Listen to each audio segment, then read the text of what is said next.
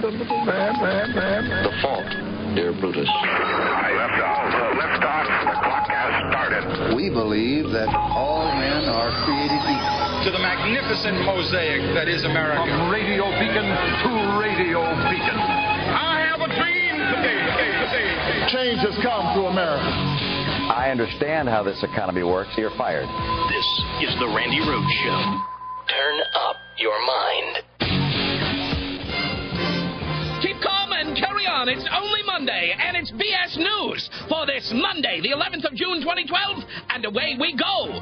Dateline, El Bronco. The European Union this weekend announced a $125 billion bailout of Spain. That goes against the advice of Mitt Romney, who said that Spain should be allowed to bottom out and then be bought by investors who would rent it back to the Spanish. Dateline, Mitt Romney. Cha-ching, Mitt Romney said the lesson of the Wisconsin election is that we don't need any more firefighters, cops, or teachers. It's all part of Romney's vision of an America where a handful of people are billionaires and everyone else works at Staples. On the upside, we'll never run out of overpriced printer ink. Obama advisor David Axelrod said Mitt Romney is, quote, living on a different planet. Romney didn't respond, but then again, Axelrod's comments won't reach him for some 20 light years. Dateline, union bust a move. Mitch Daniels said that we should get rid of public sector unions, saying employees can get what they need without them. Supporters of his opinion point to the members of Congress. They're not part of a union, but they've still spent the past 3 years conducting an almost total work stoppage. Dateline, Ritz Ditz. A Saudi Arabian princess reportedly tried to leave a luxury hotel in Paris at 3 a.m. to skip out on a bill of $7.4 million. If you're wondering what it takes to rack up a $7.4 million hotel bill, well, that would mean emptying the minibar twice. Finally, Dateline, 28 antacids later. An autopsy report shows that the man who chewed off the face of another man zombie style in Miami had no human flesh in his stomach. It seems he was taking bites and then spitting them out. If there's no medical term for that, I've got one. Cannibal-lemic. Maybe I don't. Only 4 days and change till vodka o'clock. BS News for Monday. Have a great week. I stand by what I said, whatever it was. Whatever it was. He's just going to stand by what he says, no matter what it is, whenever it is. It's just shake the Etch-a-Sketch, and we'll start a lot. Listen, you know what? I went back in time. Because if Mitt Romney lives 400 light years away on a different planet, then I can go back in time and look at American history. First of all, let me tell you that the president gives a weekly radio address. On what radio station? I have no idea. Nobody ever seems to hear it. And I don't know why that is. Apparently he's on low-power AM radio stations. You know, I kind of do know how it is. But, yeah, so the president gave his radio address, and it was really an amazing thing. How jobs follow educated workers. How we should be providing more aid to the states because it's a make or break for the middle class moment. I realize that every governor is dealing with limited resources. Many face stark choices when it comes to their budgets. But that doesn't mean we should just stand by and do nothing. When states struggle, it's up to Congress to step in and help out. In 2009 and in 2010, we provided aid to states to keep hundreds of thousands of teachers in the classroom. But we need to do more. That's why a critical part of the jobs bill that I sent to Congress back in September was to help states prevent even more layoffs and rehire even more teachers who had lost their jobs. Of course, months later, we're still waiting on Congress to act. When it comes to this recovery, we can't fully control everything that happens in other parts of the world, but there are plenty of things we can control. There are plenty of steps we can take right now to strengthen our economy. Putting teachers back in our kids' classroom is one of those steps. There's no excuse for inaction. You work hard. Your leaders should too, especially at this make-or-break moment for the middle class. And why does he sound like he's in the boys' room? That is a weird, you know, it's the presidential radio just, and he sounds like he's in the gymnasium or in the boys' room or, you know. I guess it's to show the empty classrooms now. I don't know. But, you know, look, I have a story from today where, you know, from The Hill, which is nonpartisan. Obviously, The Hill is just reporting on what goes on or doesn't go on Capitol Hill. And obviously, there's only 52 days. According to this article, Congress has a long to-do list, beginning with pumping up the economy, plenty of stuff they could be doing. But the calendar of working days on the Republican Majority Leader's website shows Congress is scheduled to be in session only 52 more days for this entire year. Why, as we speak, they're on vacation. You realize Congress is not in session right now. They're on vacation. They were there, then they weren't there, then they were there, then they weren't there, then they were there last week for a couple of days. What did they do? Nothing. And now they're not there. So the reporter for The Hill says, this allows little time to address the debt ceiling again, extend the payroll tax cuts, prevent student loan interest rates from doubling, and decide whether to extend the Bush tax cuts. Speaker John Boehner reportedly told a meeting of the House GOP last week, let's call bullcrap, but he says it. This election is going to be all about the economy. Well, the speaker is right, but the joke might be on him because President Obama is already showing the lack of action from the Republican majority in the House for the poor economy. And that campaign strategy is just now getting started, okay? The question is how much political power accusations, and I don't think they're accusations, I think that they're real assertions that Republicans are obstructing the economy, are going to be the one that the voters have to wrestle with come November.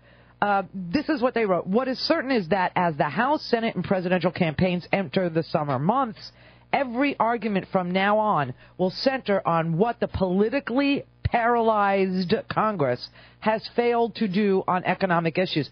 I wouldn't call them paralyzed because that's an insult to paralyzed people who get lots of stuff done every day.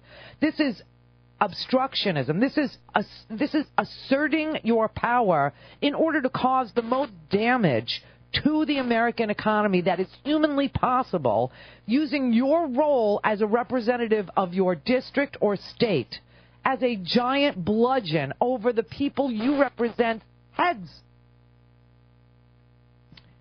The trend started last week with President Clinton's declaration that President Obama should just go ahead and give Republicans in Congress another extension of the Bush tax cuts, though not permanently, in order to avoid an end-of-the-year economic cliff.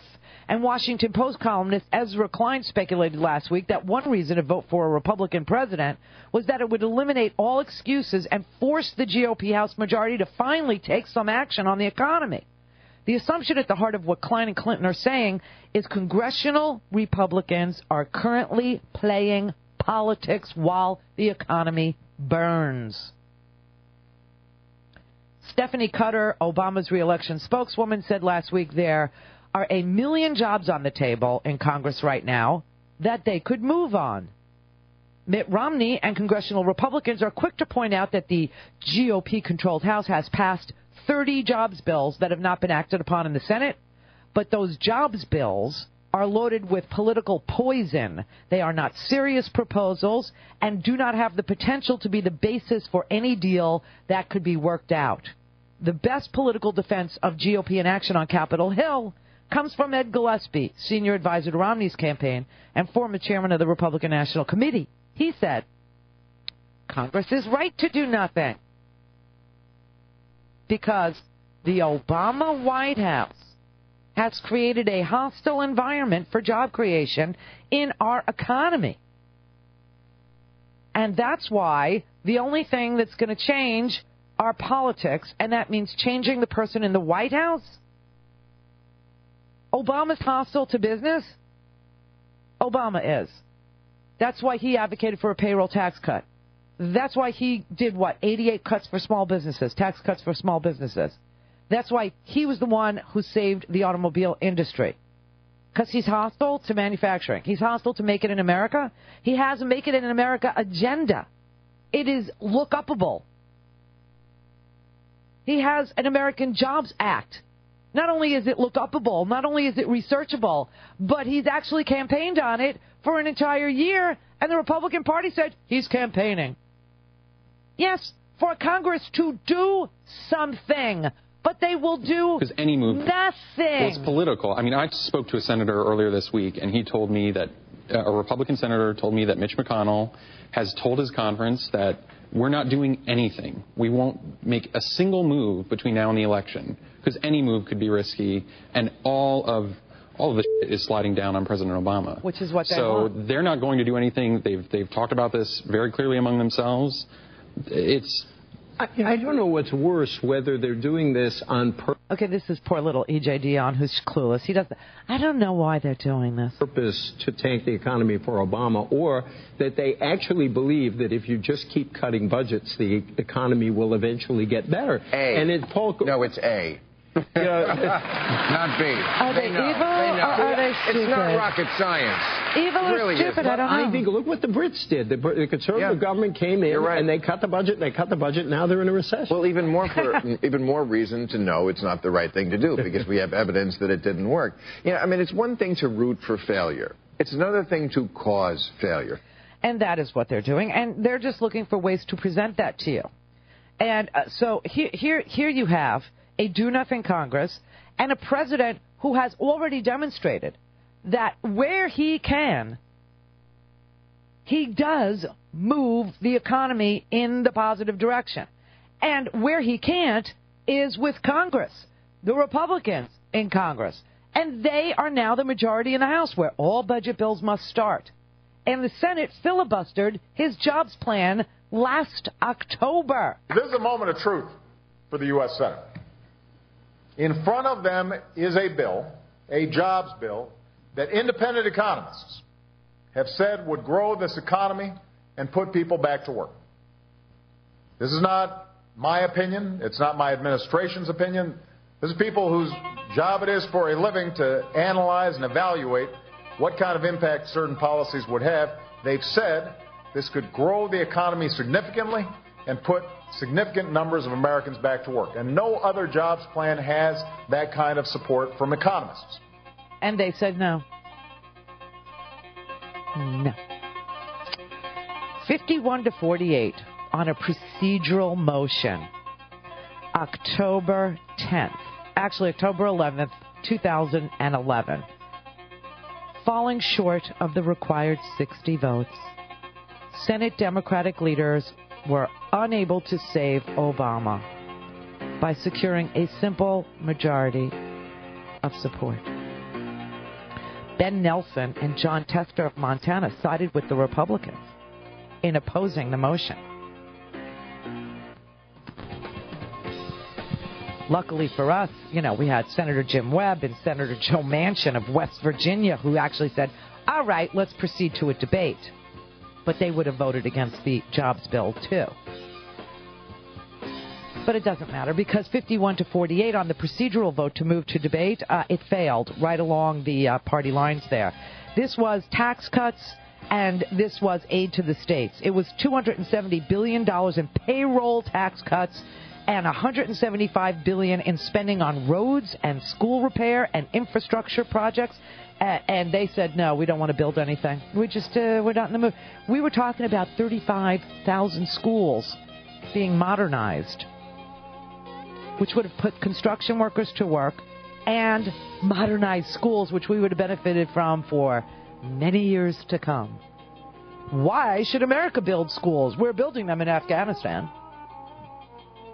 And the Republicans have never voted against building a school in Afghanistan, but they have voted repeatedly not to even talk about modernizing our schools here. Like there's a choice now, right? 19 after. Randy Rhodes. Cutting through the bullshit. This is the Randy Rhodes Show. This is the voice of the occupation. KRXA, 540 AM. We're revolted. Are you?